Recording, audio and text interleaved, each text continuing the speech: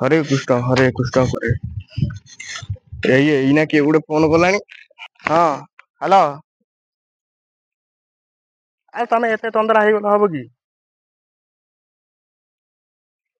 ଆ ଯାଉଛି ପା କହିଲି। ଆଉ ଖାଲିରେ ଏତେ ତନ୍ଦରା ହେଇଗଲେ ହବ କି? ମୋର ଆହୁରି ଇଆଡେ କେତେ ପୂଜା ପାଠ ଅଛି ସାରିକି ଯିବି ନା ସେମିତି ଯିବି ହେରି। ଆରେ ହଁ ଯାଉଛି ବୁଝିଲି ମୁଁ ଯାଉଛି। ଆ ନ ତମେ ଆଉ କୋଉ ଗୋସାଇଁ ଡାକି ପୂଜା କରିଦିଅ। କଣ? ମୁଁ କଣ ସାଇଜ କରିବି? ଆରେ ବାବା ମୁଁ ଯାଇ ସାଇଜ କରିବି ଟିକେ ଦବ ମୁଁ ଯାଉଛି।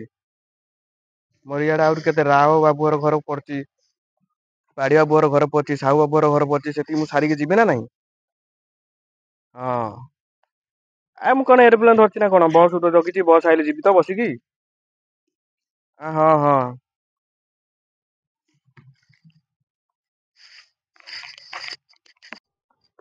ଆରେ ନାଇଁ ଆହୁରି ବସ୍ ଆସିନି କାଇଁ। ହଁ ହଁ ହଉ ହଉ ଯାଉଛି ଯାଉଛି। ଓହୋ ବସ୍ ଟାକୁ ଜଗି ଜଗି ଗୋଡ଼ ହାତ ଏଇ ଅନା ଆଉଥରେ କିଏ ଗୋଟେ ଫୋନ କଲାଣି। ହଁ ହ୍ୟାଲୋ। ଆରେ ବାବା ବସ୍ ଟାକୁ ଜଗି ଜଗି ତ ମୁଁ ଏଇଠି ରୋଡରେ ବସିଛି ବସ୍ ଆହୁରି ଆସିନି। ନାଇଁ ଆସିନି ଆହୁରି ବସ। ଆ ଚନ୍ଦରା ହୁଅନା ଯାଉଛି ଯାଉଛି। ହଁ ଯାଉଛି। ଆଙ୍କେ ଟିକେ ଶାନ୍ତି ହେଲେ ବସି ଉଠେଇ ଦେବେନି। ହଇ ଆମ ପୁରୋହିତ ଆଇଲେଣି। ହଇଏ ଦଦା ଏଇଟା ତମର କି ବେଶ କଣ ମନ୍ଦିର ଯାଉଛ କି? ମନ୍ଦିର କାହିଁ ଯିବି ବା ଆଉ ମୁଁ ବା ବ୍ରହ୍ମପୁର ଯାଉଛି। ବ୍ରହ୍ମପୁର ଯାଉଛ କଣ ପାଇଁ? ଆଁ ବ୍ରହ୍ମପୁର କଣ ପାଇଁ ଯାଉଛି? ଆଜି ପୁରୋହିତ ଭେଷ କଣ ଆଜି ପଡିଛ ନନା? ଆଜି ପୁରା ସମସ୍ତଙ୍କର ସାଧ ହଉଛି ସେଥିପାଇଁ ଯାଉଛି। ଓହୋ ଏ ବୋକାଟା ତୁ ଆଜି କ ଜାଣିନୁ କଣ ଆଜି ପରା ସମସ୍ତଙ୍କର ସାଧ। ଓହୋ ସେଥିପାଇଁ ଆଜି ପକେଇ ଦେଇଛ ପୁରୋହିତ ବେଶ। ଆଜି ଆଉ ପୁରା ଝାରା ଖାରା କରିବ ଆଉ। ଆଜି ପରା ସାଧ ସେଥିପାଇଁ ଯାଉଛି। ହଉ ହଉ କାମରେ ଲାଗିଯାଅ ତଳେ ଦଦା ନେଇକିରି ଓଡିଆ ଲୋକ ଏଇ ବ୍ରାହ୍ମଣ ବେଶ ପଡିଛୁ। ପଇତା ଖଣ୍ଡେ ପକେଇ ଦେଇଛୁ। ଏ ତୁ ଜାଣିନୁ କିଛି ଧୀର କଣ ଧୀରେ ମୁଁ ରହିବ ତମ ଓଡିଆ ଲୋକ ବା ତମେ। ମୁଁ ବାମୁଣ କିଏ କହିଲା ବ୍ରାହ୍ମଣ ଆଜିଠୁ ମୁଁ ବାମୁଣ ଓ ହେଇଗଲି। ଆଜିଠୁ ବ୍ରାହ୍ମଣ ହଁ ହେଇଗଲ। ଆଜି ସାଧ କରି ଆଇସାରିଲେ ପୁଣି ଓଡିଆ। ଓ ପୁଣି ଓଡିଆ ହଁ ପଇସା ଟା ପାଇଯିବ ନା। ହଁ ହଁ ତୁ ହେଲା ଆଉ ଠିକ ବୁଝୁଛୁ ଆଉ। ମୁଁ ସବୁବେଳେ ଠିକ ବୁଝେ। ଆରେ ଓଡିଆ ପାଣ ହାଡି ଓରା ବୁଝୁଛି କିଏ ପଇତା ପକେଇଦେଲେ ସବୁ ସମାନେ। ଓ ପଇତା ପକେଇଦେଲେ ସବୁ ସମାନ ହେଇଯାଉଛନ୍ତି ନା।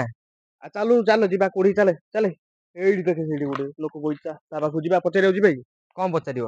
ଏ ମୁଁ ବାମୁଣ ନା ନାଇଁ ପଇତା ପକେଇଛି ଓ ମୁଁ ପଇତା ବାମୁଣ। ପକେଇଦେଲେ ବ୍ରାହ୍ମଣ ହେଇଗଲ ହଁ ତମେ। ଓ ହଉ ପଇତା ଠିକ ଅଛି। ପକେଇଲେ ସବୁ ବାମୁଣ।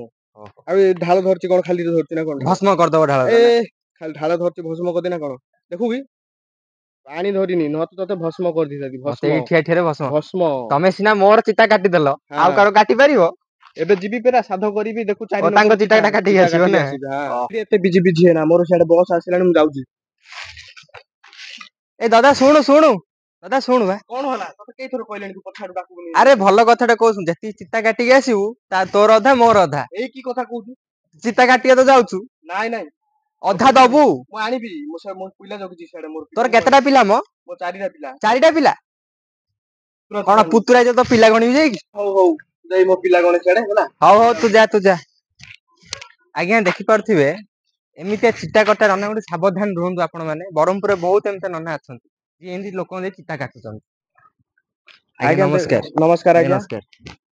ଆମେ ଭିଡିଓ କରିବାର ଖାଲି ଉଦ୍ଦେଶ୍ୟ ଗୋଟେ ଥିଲା ଏମିତି ବହୁତ ସାରା ଚିତାକଟା ବାବା ବ୍ରହ୍ମପୁର ମାର୍କେଟ ରେ ବୁଲୁଛନ୍ତି ଆପଣ ମାନେ ଟିକେ ସଚେତନ ରୁହନ୍ତୁ ଓକେ। ଆଉ ଏ ଭିଡିଓ ଟା କେବଳ ଇଏ ପାଇଁ ଥିଲା କମେଡି ପାଇଁ ଥିଲା ହଁ କିଏ ଦେହକୁ ନେବେନି। ବହୁତ ମାତ୍ରାରେ ସେୟାର କରନ୍ତୁ ଏଇଟା ସେୟାର ଭିଡିଓ। କରନ୍ତୁ ଲାଇକ୍ କରନ୍ତୁ କମେଣ୍ଟ କରନ୍ତୁ।